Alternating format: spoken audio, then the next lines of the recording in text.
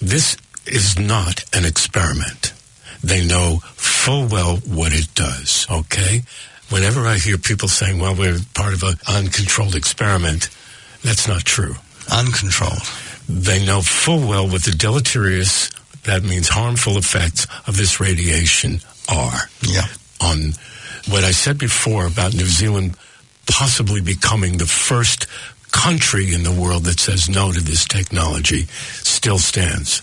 Mill Valley has engendered, the decision in Mill Valley has engendered a reaction from the dark side, Tim. Yes. And this reaction is to make it illegal for any township or county or city to stop it. The big boys foresaw this event happening, the reaction of the people happening, and they have paid off their minions in law-making positions. The GE-free example could and should and must be taken before it becomes illegal for towns and people to say no. Yeah. And GE-free Northland has been a sterling example of this. Yes.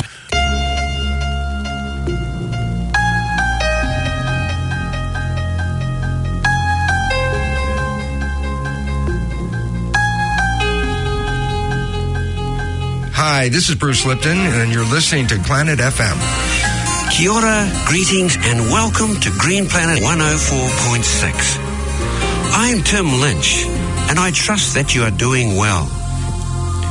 I invite you to stay with me over the next hour as we discuss and find ways to take care of our unique and magnificent green planet Earth. Kia ora and good morning, everyone.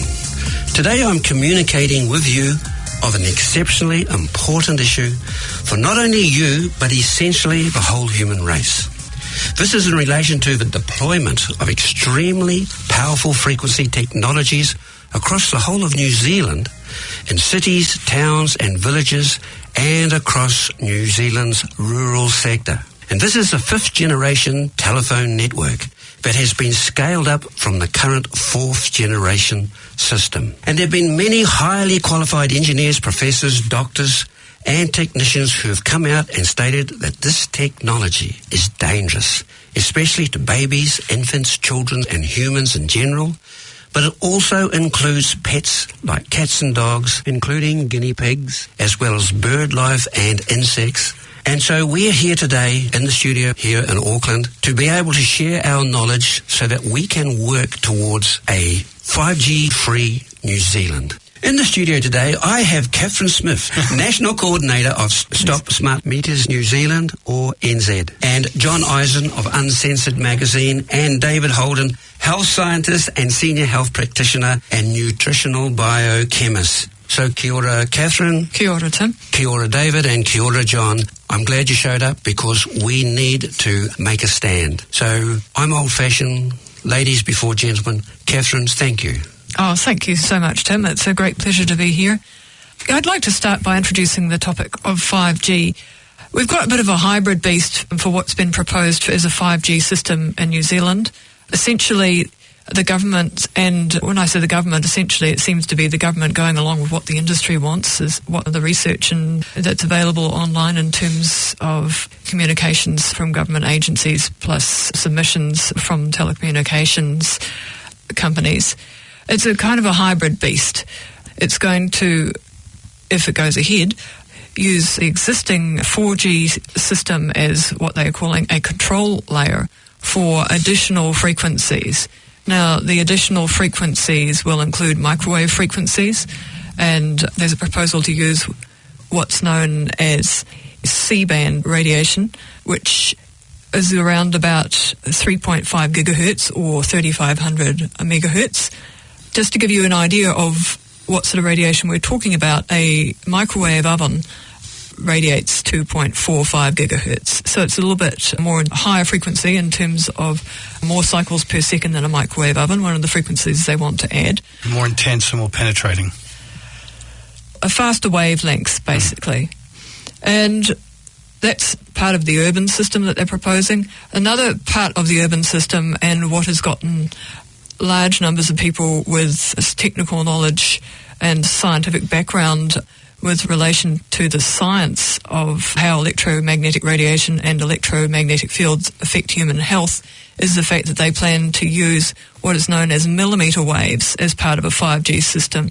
Now, millimetre waves are called millimetre waves literally because they have a very short wavelength in the millimetres, literally, and they vibrate even faster than microwaves. So the frequency initially being looked at is in the 28 gigahertz range. So remember, the microwave oven is about 2.45 gigahertz. So you're talking about something which is 10 times that, although it doesn't quite compute in terms of the wavelength, in terms of the maths. Now, the problem with millimetre waves is that they vibrate extremely fast. They don't travel very far. And from a practical point of view, that means that infrastructure that relies on using millimetre waves as a carrier for information, the cells, they're calling them small cells, to deliver millimetre wave radiation to, say, a 5G capable cellular phone, need to be very close together. The maximum distance they will be able to travel at the power radiation that would be allowed would be about 250 metres.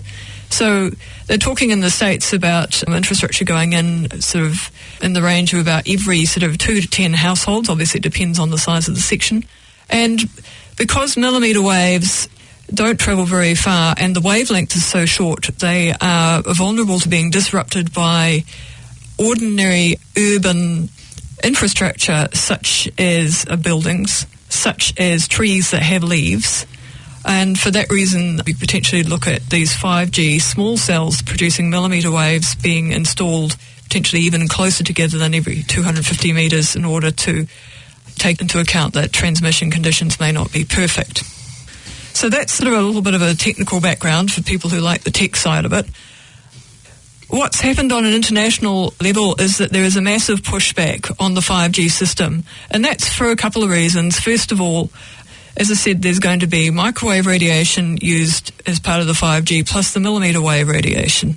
Now, the system hasn't been tested. It's like cellular phones. Cellular phones did not undergo pre-market testing. They were just marketed, and unfortunately, it's turned out we've got good research from animal data and human studies that show increased risks of cancer from using mobile phones, for example, and also cordless phones, which also use microwave radiation frequencies. So that's one of the reasons that the scientific and medical community are concerned about 5G, is the microwave radiation component of it. And that's come especially to the fore because of a recent study that was published just late last year, the work of the National Toxicology Program in the United States, which exposed rats to microwave radiation frequencies and found an excess of cancer in those rats. So essentially we have a technology which is using a form of radiation which is already known to be carcinogenic. It is classified as a possible carcinogen at this stage, but based on the new research come out of the National Toxicology Program plus another paper that recently came out of Italy, there are calls essentially for microwave radiation alone to be categorised as a class 1, as a proven carcinogen. That hasn't happened officially, but it's probably only a matter of time because unfortunately it's not just people who are using devices themselves that are vulnerable to cancer as a result of exposure to microwave radiation. There is evidence of increased cancer rates in people living close to infrastructure that produces microwave radiation, such as cellular phone towers. So that's independent of whatever technology they may choose to use in their own homes, such as a Wi-Fi router, which, going back to our original discussion, a Wi-Fi router is basically like taking the microwave radiation out of a microwave oven and putting it on your desk. It's not a high enough power level to cook you the way you could boil an egg in a very short time in a microwave oven, but it causes cellular damage nonetheless. Through indirect mechanisms, it can cause DNA damage, and that's one of the reasons that we have this cancer association with exposure to microwave radiation. So you take this technology, such as 5G, which proposes to use a microwave radiation, which we already know to be at least possibly carcinogenic, probably proven carcinogen if you look at the whole body of the research. The possible carcinogenicity rating was given based on the research which was available in 2011, so it's somewhat out of date now. And then you want to, as the telcos want to do, add to that already toxic or known toxic radiation more radiation, which has been insufficiently tested for human health effects. But what data there is on the health effects from being exposed to millimetre wave radiation is not good. You're looking at a form of radiation that interacts with the skin and with other structures which are close to the surface of the body, such as the eyes. And there's animal test data showing changes in the lenses of rabbits exposed to millimetre waves consistent with predisposition to cataracts after only a couple of months' worth of exposure, for example. And I see that as a significant concern, where if people buy themselves a 5G capable phone and they're watching videos on it, or they are using it on a speakerphone, holding it in front of their face and talking into it to try to reduce the radiation going to their brain because of the brain tumour risk from the microwaves, well, unfortunately, they may be going to give themselves cataracts if they do that, and or other as yet unknown potential effects from being exposed simultaneously to millimetre waves plus microwaves from those devices. The other thing about millimetre waves, and this has gotten a lot of people who don't necessarily have a scientific background pretty upset, is the fact that millimetre waves have been exploited by the US military as a weapon. They have a name for it. It's called active denial. You can look it up if you want online, and there's plenty of videos which show reporters who were somehow naive enough to sign waivers, health waivers, and stand in front of this beam of very powerful millimetre wave radiation. And you can see them be in front of this beam for about 2 to 3 seconds before they sort of involuntarily yelp and jump out of the way. Apparently it feels like sticking your head in a scalding oven. It's sort of a reflex that you get out of the way. It's considered to be a non-lethal weapon, putting non-lethal in sort of proverbial inverted commas here, because if you couldn't get out of the way of that beam, you would, and it's 2 metre wide beam, you would in a very short time get third-degree burns to the whole exposed side of your body. And so if you think of it just being the front of your body, that's 50% of your surface area of your body, and that's quite likely to be fatal unless you had access to a specialised burns treatment unit. And even then, there's the likelihood of fatality from infection or complications and so on and so forth. So it's not a good technology. You can understand why nobody who knows anything about millimetre wave radiation actually wants to have a millimetre wave radiation transmitter near their home. And unfortunately, as the law and regulations are currently in New Zealand, as long as a device that is designed to emit microwave radiation and also millimetre wave radiation, because they're governed by the same standard here in New Zealand, which is called NZS 2772.1 1999. They're governed by the same standard that they allow for millimetre wave radiation 10 million microwatts per square metre on a continuous basis. Because there hasn't been any pre-market testing, you don't know how long you could expose a person to that level of radiation before they became ill. It's much lower than what will cause the burning sensation within 2 or 3 seconds than what's being used in active denial. And the frequency in terms of the millimetre waves that they plan to use in New Zealand initially is a bit lower. I said, around the 28 gigahertz.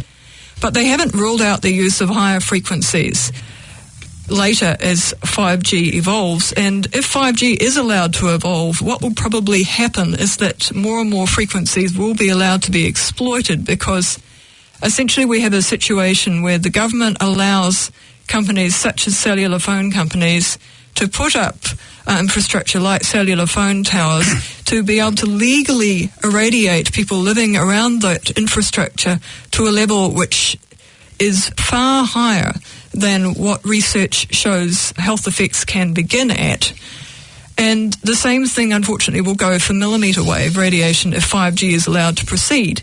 The standards, although we don't know at the moment what level of millimetre wave will do what damage, because it's essentially an experimental technology, the standard is very lax for millimetre wave, just as it is for microwave radiation. And I think we can predict that people will be harmed by it. In fact, there are already reports from the USA where 5G technology is being installed in 5 cities that people are suffering horrendous consequences as from being exposed to 5G infrastructure in their area. And we're talking about symptoms that are consistent with the sort of radiation to which they're exposed, such as burning skin sensations, inability to regulate their body temperature.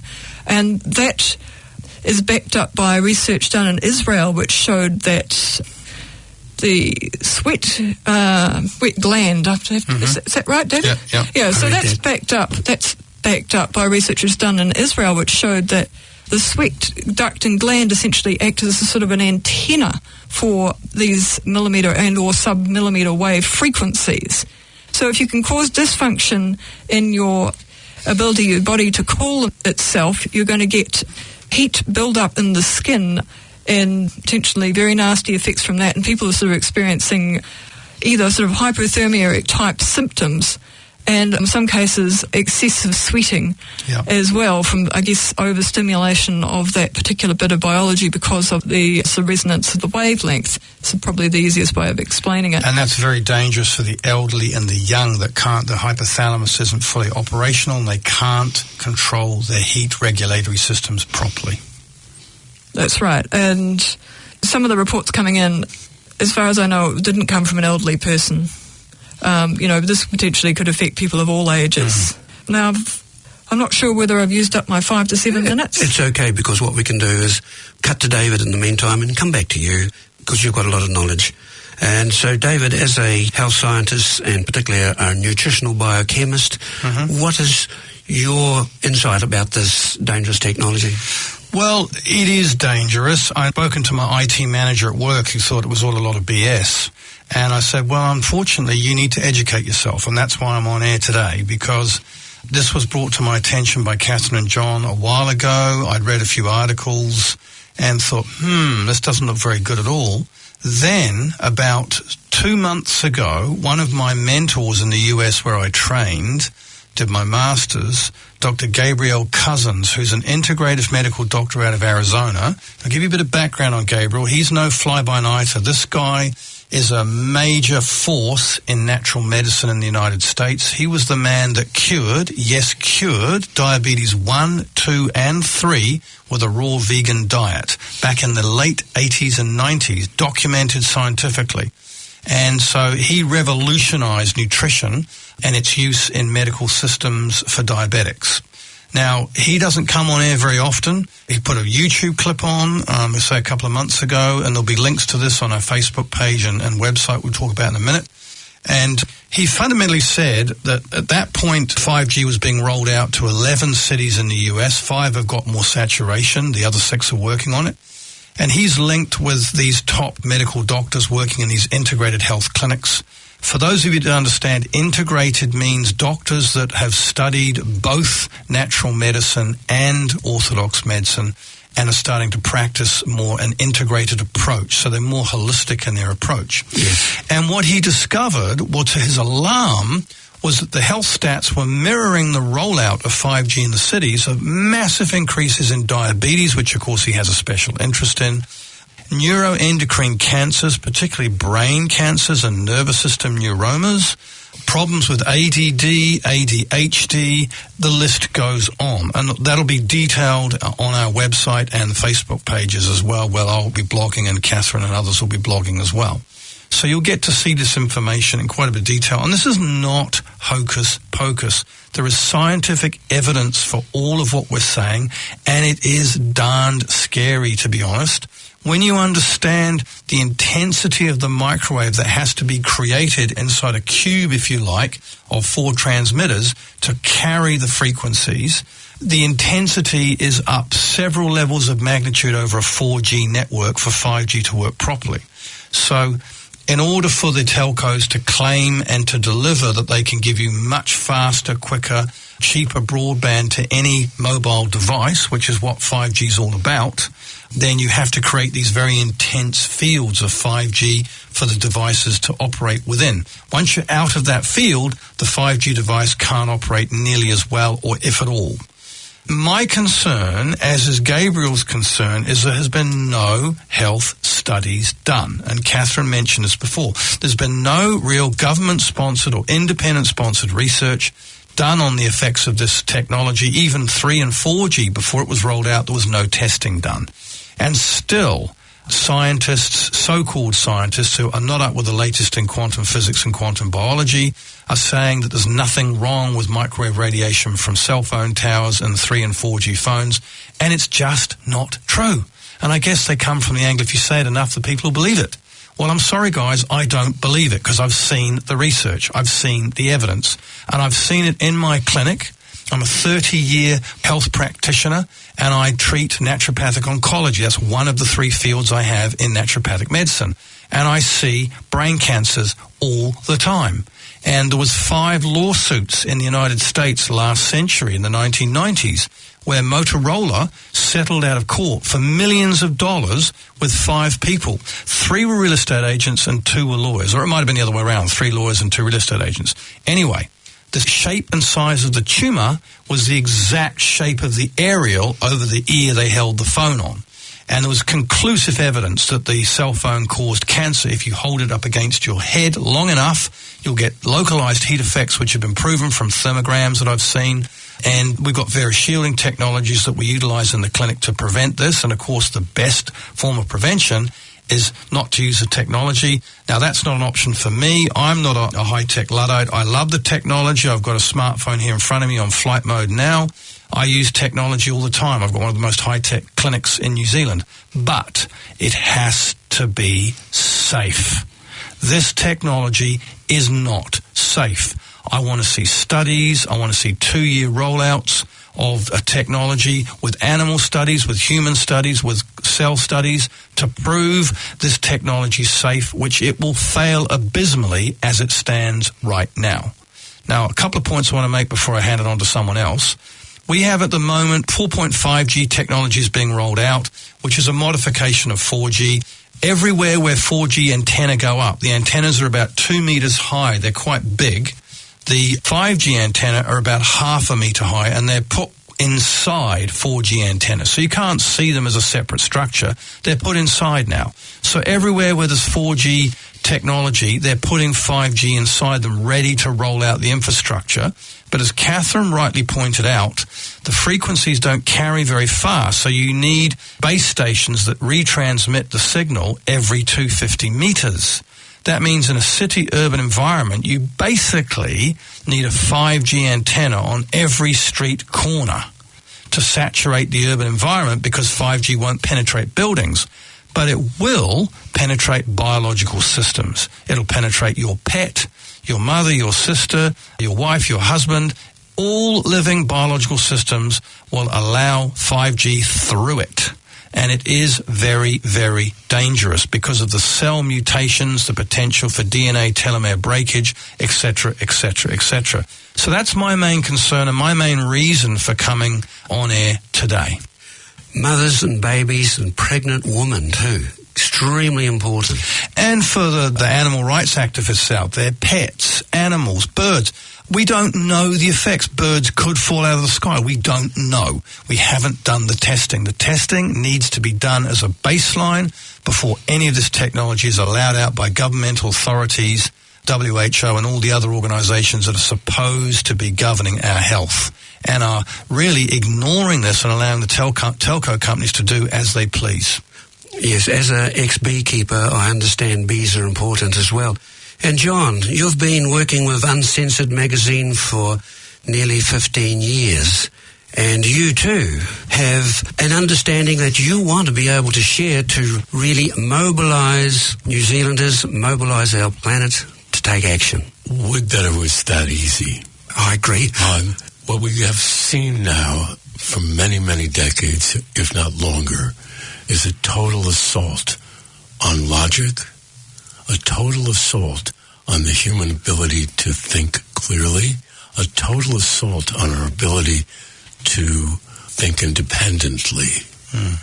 The fact that we as a species have been so dumbed down and controlled has meant that the corporations have gained control over the regulatory agencies, which supposedly were set up to regulate the very agencies that regulate the various companies we're talking about today. There is not one serious technology that has been introduced in this last 100 years or so that I can think of, with this possible exception of the copper-based telephone system, that hasn't been completely deleterious to human health. And the reason is that our governments, which we have basically acceded to, have been responsive to the corporations that are bringing in these harmful technologies rather than to the people that they supposedly are there to protect from these technologies. So it's been a rollout constantly to basically put profits over people, as Penny Bright used to say. Yes. Agreed. What we're seeing now with this particular technology, it's the apotheosis of a long chain of decisions that have been made to basically harm the human ecology, and we're paying the price. We're paying the price in terms of a cancer epidemic, and it is an epidemic now.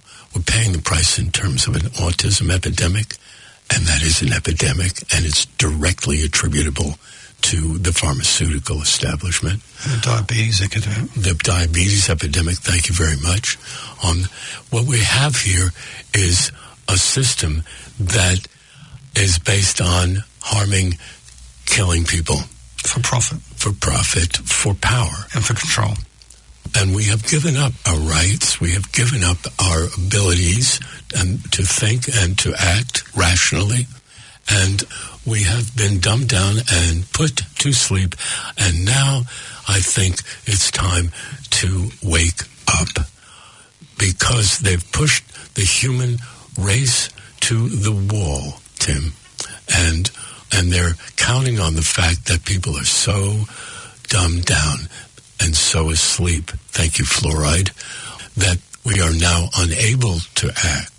And they're taking advantage of it, and the logical conclusion is, if you want to extrapolate, is more of the same until they have a cancer epidemic that wipes out billions of us. I hear you very clearly, John, because we have a swath of people from 25 years to 55 years of age who know nothing about this. I'm talking to people in their 40s and 50s. What about 5G? Huh? Mm-hmm. They're not even getting it. So somewhere along the line, the social media have basically deleted this conversation. Yep. And I'm really concerned around this, that the fact that so many people are blissfully unaware, as you say, comfortably numb. Mm. And so, again, thank you for drawing us to this important attention that essentially, delete the hard drive of every human being. Katherine? Yeah, I mean, those are very good points. I could just speak to the points that John has made in terms of corporations influencing the regulations and laws that govern electromagnetic radiation in New Zealand. There's on 5g.org.nz within the next day or two, there's going to be a piece that specifically examines that topic, because I think it's very important. I mentioned before the standard for electromagnetic radiation that covers the microwave range frequencies and up into the very high frequency radiation known as the millimetre wave radiation for New Zealand.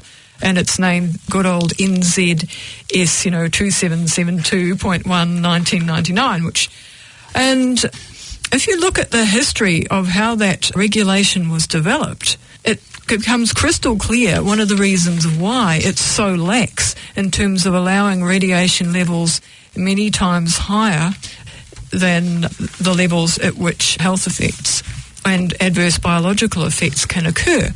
And essentially, people who put that regulation together came from the telecommunications industry, broadcasting, again, obviously exploiting the electromagnetic spectrum.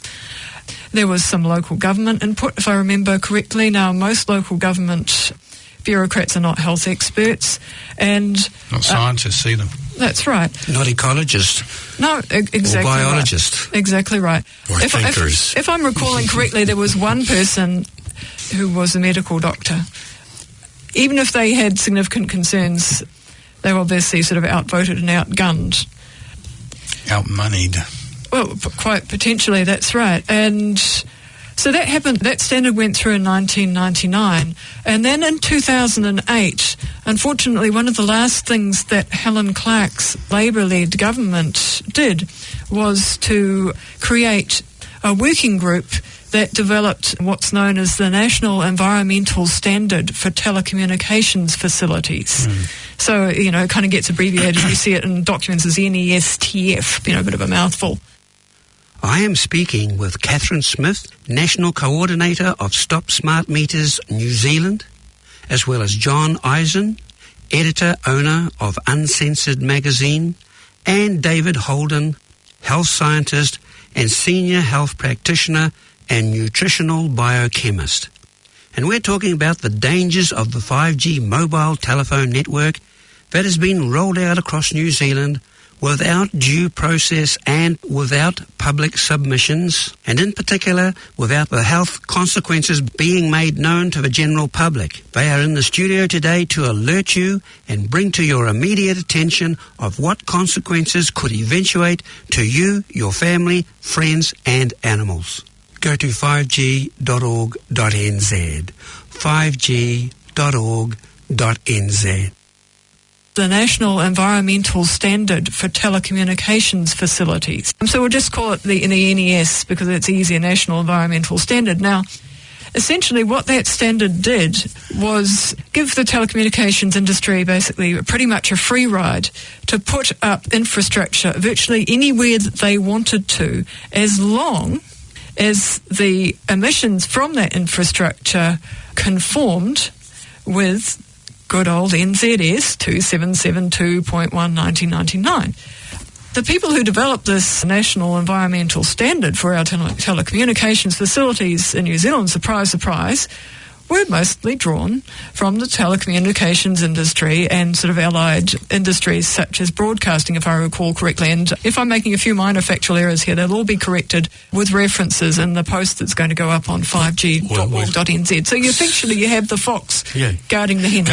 What you're describing here is a perfect definition for corruption. Yes. That's right.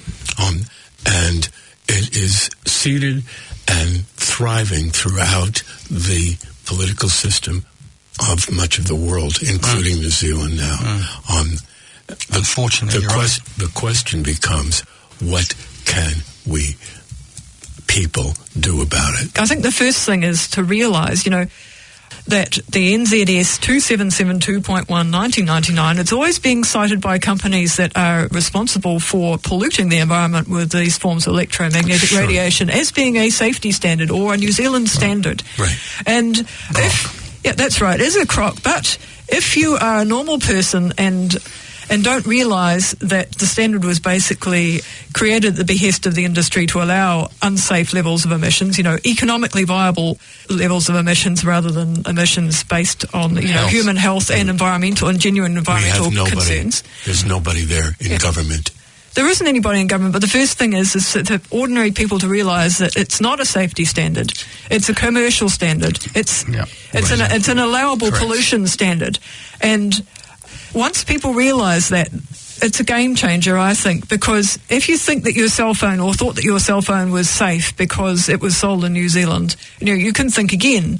If you think that it's safe to have a cell phone tower outside your house because it conforms to the NZS 2772.1/1999, you can think again. If you think it's safe, and companies in the electricity industry are always trying to tell people that it's safe to have a smart meter on the wall of their house, regardless where it is, whether it's on the wall of their baby's bedroom or wherever, because it conforms with this so-called safety standard. That's right, and it is a crock, and that is the first thing people need to know. And once you realise the safety standard is a crock, and the government has been lying to you. Yeah, that's right. And has basically allowed corporations involved in creating this pollution to set the standard. Then you say to yourself, well, do I want these wireless devices in my life? Should I be maximising their use because I think they're safe, or should I be minimising their use because the scientific research is saying that they're not safe? I think anybody who actually cares about their health and their family's health will be going for minimising what use of wireless devices. Exactly. Well, let me jump in here. Yeah. All right. We're all in agreement that the system has sold us out. The problem is that there are so many people including the gentleman to my right, who find the technology to be absolutely crucial to their jobs, their business, their the communications, right? That they have been able to sneak this stuff in under the guise of convenience, yes, business and other necessity, enjoyment. Now I can download some bloody movie in 3 seconds flat. That's the promise of 5G, isn't it? That you could download a film faster than you could watch it. Right, okay. So, to my mind, one of the ways that you stop this in its tracks is for people not to use it. Absolutely. And if you look, Spark has published on its website essentially what their version is, or their vision is for New Zealand's future in terms of what they want for their 5G roadmap. And you can see from a graph presented on that site that the demand for wireless data has been rising exponentially. Mm-hmm. Sure. And which is part of the business plan, of course. It is part of the business plan. But as with GE Free New Zealand, which was, at least up until now, more than partially successful. But it's still successful in terms of holding off commercial growth. We're one of the few countries outside of Europe where that's been achieved. So New Zealand, the light unto the nations, could be the first country on the planet to say no to 5G. I don't think New Zealand's going to be the first. From what I'm hearing, the San Francisco Bay Council passed a resolution to create the world's first 5G free zone in the San Francisco Bay Area. Mill Valley. Yes, Mill Valley. And it's happening around Europe as well. There's a lot of other active groups who are starting to wake people up and say, hey guys, wake up, this technology is not as it's supposed to be, blah-de-blah-de-blah, all the stuff you're hearing from us now. So we're connecting with these groups. There's a global campaign over time to stop this technology. I'm not, as I said before, a technological Luddite. I understand the use of the technology. I've got a teenage son who can't stay off the darn thing. He's addicted. And we know that Apple and Microsoft and Facebook and other companies have been impregnating addictive qualities into this technology. There's been documentaries on it for Africa. You'd have to be a lizard under a stone somewhere in the middle of nowhere that's not reading this information. Gaming technology is highly addictive by its nature. The other thing that Katherine mentioned, which I want to highlight here, is the US military has weaponized this form of 5G. It can be used as a weapon. My concern is, take a scenario where 5G is in an urban environment. You go to a concert, you're in the mosh pit. Not that I ever go to concerts in the mosh pit.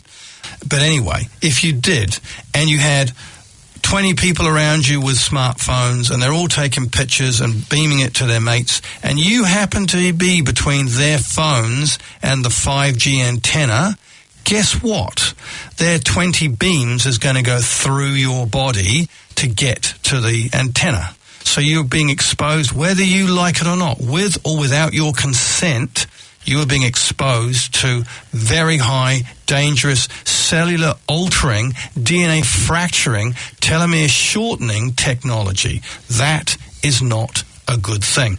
That's what's causing the massive rise in neuroendocrine cancers, skin cancers, brain cancers, any sensitive neural tissue that's sensitive enough to pick up and be damaged by these frequencies, which is basically all of you. Now, we know there's a concept in health called EHS, electrohypersensitivity, the canary in the cage. These are people, and it's rising rapidly. Used to be 1%. It's probably a lot higher now. Katherine may have the latest stats on this. EHS is rising rapidly in our population as we roll out more of this technology and we get more overexposed to it. Now, 200 years ago, we had zero microwave radiation contact except from solar radiation from the sun, okay? And the odd supernova star billions of light years away that will eventually reach us, okay? So that radiation was all we were exposed to. Now we're being saturated in urban environments with 100 digital TVs, 100 digital radio stations, at least 3 cell phone networks, Vodafone, Spark, and 2G, and 2 degrees, and on it goes. So we, not only us, it's not only humans that are being radiated, it's our pets, our animals, agriculture. And what's the effect on plants? We don't know. What's the effect on insects? We don't know. We do know. We do? Absolutely. Okay. And absolutely. Please enlighten me further. This is not an experiment. They know full well what it does. Okay? Whenever I hear people saying, well, we're part of an uncontrolled experiment, that's not true. Uncontrolled. They know full well what the deleterious, that means harmful effects of this radiation are. Yeah. On what I said before about New Zealand possibly becoming the first country in the world that says no to this technology still stands. Mill Valley has engendered, the decision in Mill Valley has engendered a reaction from the dark side, Tim. Yes. And this reaction is to make it illegal for any township or county or city to stop it. The big boys foresaw this event happening, the reaction of the people happening, and they have paid off their minions in law-making positions. Yeah, this is not the GE free example could and should and must be taken before it becomes illegal for towns and people to say no. Yeah. And GE free Northland has been a sterling example of this. Yes. And we could replicate their work, and if we start now, that means for many of us, and I'm not a Luddite. Okay, I hate this. Never said you were. You said that you were. You said you weren't. I said I'm not. Right. Yeah. But the Luddites were right, and they've been given a bad name because the technologies that they were opposed to were very, very harmful. And still, the Luddites have been given a bad name, but today's Luddite would be people who say, no more cell phone, keep the landline. I'm going to become an example of what I'm talking about. And neither Katherine nor I carry cell phones except for emergencies in the car. That's it. Yeah. Reach us on the landline, leave a message like you used to. Yeah. Now, can I get in for a thing? Doctors. People say, why don't doctors talk out about this and stop 5G? All doctors are gagged. They cannot go against the system because the medical umbrella over them will cut them off. I know about only 3 independent doctors in this country. Yeah. And then dentists are the same. Dentists won't speak out against fluoride. Right. And then if you have mercury amalgams. That's or right. root canals. And and then if you go through the system, water scientists will not really speak out against the poisoning of the water or 1080. Yeah, because they've got a vested interest. Yeah. And so... And nobody has a vested interest in their own life. How interesting is that? The professionals in our society, the academics and the intellectuals of our society, we cannot depend on them. No. Which is why it has to be a grassroots movement. Thank you. And this grassroots movement has already started. So... it's like, get on the bandwagon, because if you don't, your very life is at stake. Well, your brain cells are going to be toast, and the ones that are being affected most are the millennials. I've got a teenage son. He's using the technology all the time. People are not using the technology with any understanding of the health consequences. And, I mean, unfortunately, John, you're not going to stop technology's movement in forwards in time. However, it has to be safe. We have to have safeguards in place. If the technology is not safe, and you got to stop hang on a minute. So we need to look at other technologies that are safe, okay? Yeah, there are people working on that. Yeah, exactly. So, we need to invent a 6G that doesn't have localized heating effects, that doesn't use this dangerous millimeter wave frequency radiation of microwave. We've got the technology at our disposal to do this. We've got the brains to do this. What I'm interested in is the reasoning behind this rollout. Who's really behind us? Who's the master puppeteer that's wanting to devastate humanity deliberately and be paid for doing it? That's a very interesting question. The control issues. John's smiling. I'll come back to you, John, so you can eclipse that one. Katherine? Well, I mean, I can't answer, the question, who is the ultimate puppeteer? No, I'm asking you, just jump in. To jump in. Yes, try, answer David's question. It's a good question. I think there's a confluence of issues here. First of all, you've got the government's kowtowing to the telecommunications industry and giving them a free pass. And because the telecommunications industry is considered to be so important by the government because of the fact that people get addicted to devices like cell phones and so on and use more and more data for which they're paying, and obviously, that's creating employment and contributing to the tax base. The government hasn't put it together yet that the health costs for microwave radiation-related conditions are going to probably bankrupt the health system. And Yes. And the monies that have come in from people using wireless technologies when they could have been using something safe like copper or fibre into the government coffers in terms of taxes aren't going to cut it. Just like big tobacco and alcohol. That's right. Just like big tobacco, we'll call it big wireless.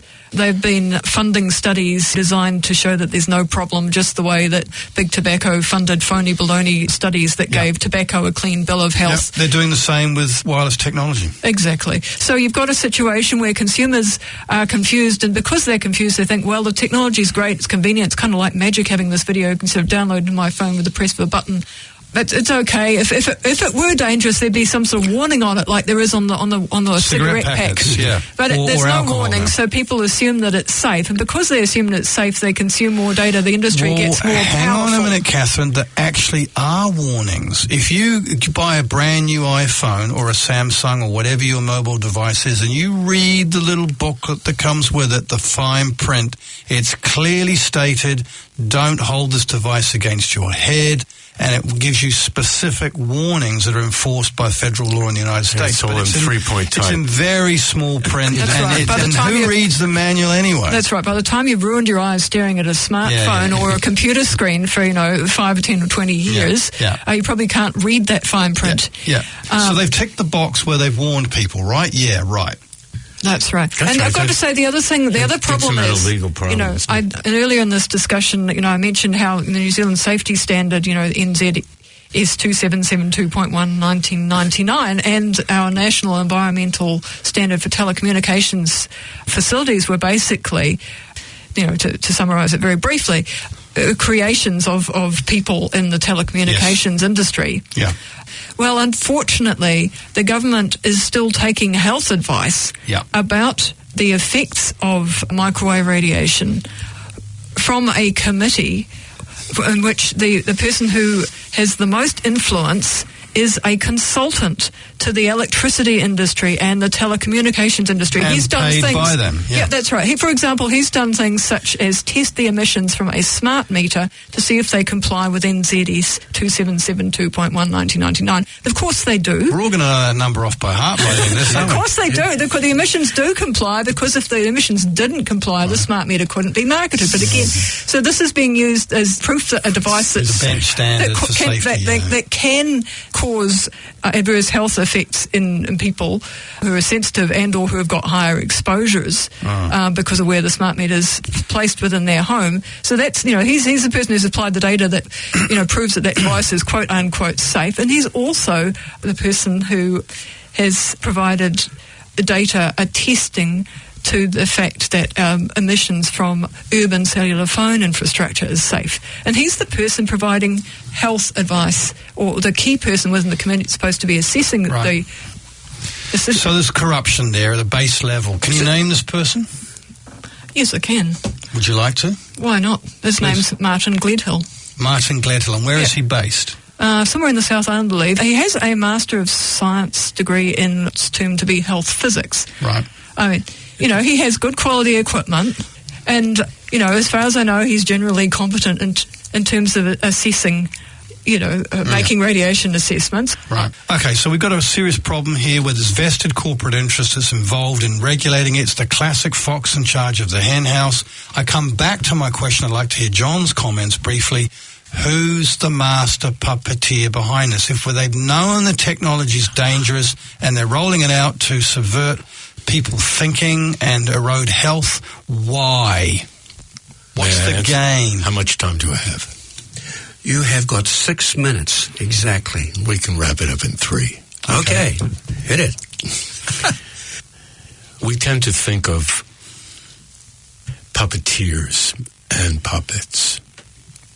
We don't tend to think of being our own puppeteer and our own puppet at the same time.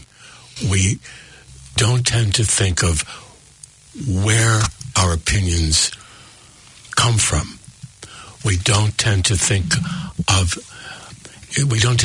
self-critically. All right? And this is a condition that the human race has been subjected to for millennia. I ran a quote here from a brilliant man named Chris Hedges, in which he says, "We now live in a nation where doctors destroy health, lawyers destroy justice, universities destroy knowledge, the press destroys information, religion destroys morals, and banks destroy the economy." Wise man. He is, and he nailed it. If you want to dig deep historically or go back as far as ancient Egypt, you can come up with various negative influences on the human race designed to keep us enslaved. And I've done a lot of that work. But that's not the issue. Of course, there are negative forces in the universe that are operating on this planet. To not see that is really to keep yourself under that proverbial rock that David mentioned. Head in the sand, ostrich mentality. But that's not really the issue, who's at the top of this particular pyramid. Whoever it is at the top of this particular pyramid, we have incorporated the attitudes that we are slaves into our own lives, and follow the leader, comfort zone kind of thinking, where we've got to the point now where anything that makes us feel uncomfortable in terms of concepts, ideas, etc., is rejected, because we have acceded to the notion that what's most important is our comfort rather than our lives and the lives of the entire ecology. This is the challenge. Whoever is, or whatever is on the top of the pyramid is not material. What is material is for us to wake the flock up. Yeah, great. And can I just give a plug for the website? If you want to find out more information about us, want to see stuff in writing, want to look at the references and the scientific information, please go to www.5g.org.nz. We're setting up a Facebook page this week, 5G Free New Zealand, 5G Free New Zealand, and we'd love to have you involved. We'd love to have you like the Facebook page when it's set up, share it with your friends, spread it far and wide. Look, it's the young people I'm concerned about, our kids and our grandchildren, because if we don't stop this kind of assault on us, we're not going to have great grandchildren. And I'm being deadly serious here. Now, to quote my friend Dr. Gabriel Cousins, 5G rollout infrastructure around the world is as dangerous as nuclear weapons. That's how bad it is. And we've only just touched the surface. Now, no, to many of you that sounds really extreme, but over the next few weeks, we're going to give you the information, the references, the science behind it, so you can see what we're saying is real and true. Please educate yourself. Yeah, thank you very much, guys. This is extremely important. Nuclear-free New Zealand, 5G-free New Zealand. Yay. It's really important because our future depends on it. Everybody, because many people are getting cancer now. 1 in 2 by 2020. It can only increase if we're in this microwave oven that we are under attack. So I'd like to say, Katherine, thank you very much. Thank you so much, Tim. David, cheers, brother. Thank you, Tim. And John, love you, man. Thank you very much. And thank you, people, for giving up your time again to draw attention to yet another issue that will affect people's lives. Cheers. Kia ora. Kia ora. Kia ora. Kia ora. Power to the people. That was Katherine Smith, National Coordinator of Stop Smart Meters New Zealand, John Eisen, Editor-Owner of Uncensored Magazine, and David Holden, Health Scientist and Senior Health Practitioner and Nutritional Biochemist, talking up the dangers of what 5G is. And I want you New Zealanders, I want everybody who's listening to take action. This is very important. I want you to start networking this. I want you to be able to talk to everybody, your family, your friends, your community. Get off the couch and get out there and make this change possible. Yes, I'm really wanting to be able to talk to you today because it's imperative that we get this information out. Did you know that over 220 scientists from over 40 countries have expressed their serious concerns regarding the ubiquitous and increasing exposure of EMF generated by electric and wireless devices already before the additional 5G rollout? Two of these courageous scientists, Mary Redmayne, PhD, Adjunct Research Fellow, Victoria University in Wellington, and Damien Wojcik, MD, Bachelor Chemistry, Medical Director, Northland Environmental Health Clinic, Whangarei, Northland. They refer to the fact that numerous recent scientific publications have shown that EMF affects living organisms at levels well below most international and national guidelines. Effects including increased cancer risks, cellular stress, increase in harmful free radicals, genetic damage, structural and functional changes of the reproductive system, learning and memory deficits, neurological disorders, and negative impacts on general well-being in humans. Damage goes on well beyond the human race as there's growing evidence for harmful effects for all biota.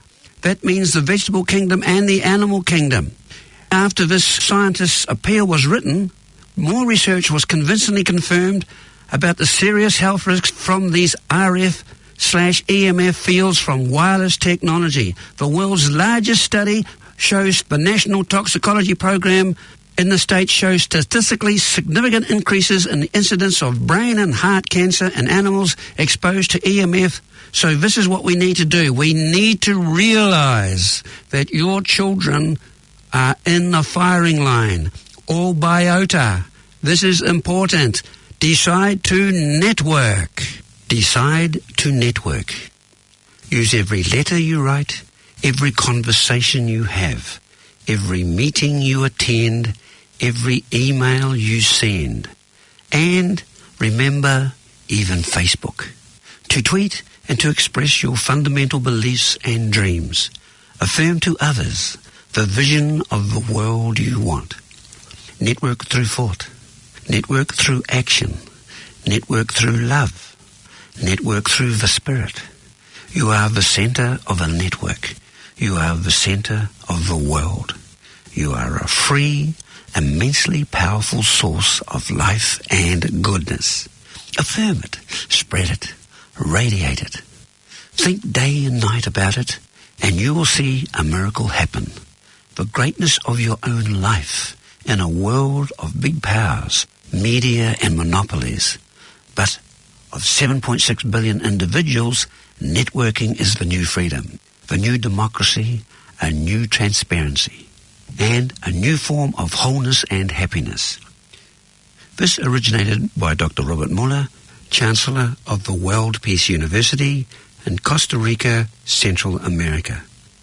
I invite you to be able to come to greenplanetfm.com, where we have over 400 interviews in our database, which you can readily download and listen to be able to inspire yourself to become the change you want to see in the world and become involved in caring for your children and grandchildren's future. We are also on Facebook, on Green Planet FM and ourplanet.org. Please come and love us.